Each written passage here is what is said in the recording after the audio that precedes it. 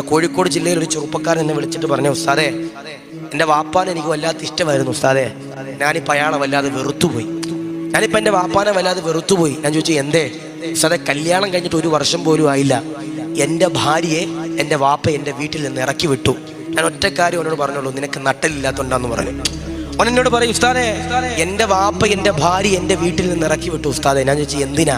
കറിക്ക് ഉപ്പില്ലെന്ന് പറഞ്ഞ പേരിൽ, ഉണ്ടാക്കിയ ഭക്ഷണം കൊള്ളത്തില്ലെന്ന് പറഞ്ഞതിൻ്റെ പേരിൽ എൻ്റെ ഭാര്യയെ കോഴിക്കോട് ജില്ലയിൽ ഒരു സ്വന്തം വാപ്പ മോൻ്റെ ഭാര്യ ഇറക്കി വിട്ടു.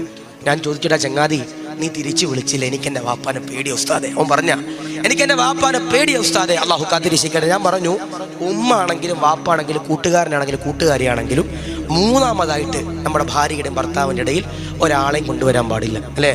പിന്നെ ഇപ്പോൾ ഈ ചില ഉമ്മമാർക്ക് ഈഗോ ആണ് പ്രശ്നം. ഈഗോ, മോനെ ഭാര്യ ഏറ്റവും കൂടുതൽ അല്ലെ, ഒരു മോൻ തൻ്റെ ഭാര്യ ഏറ്റവും കൂടുതൽ സ്നേഹിക്കുമ്പോൾ ഉമ്മാക്കൊരു തോന്നൽ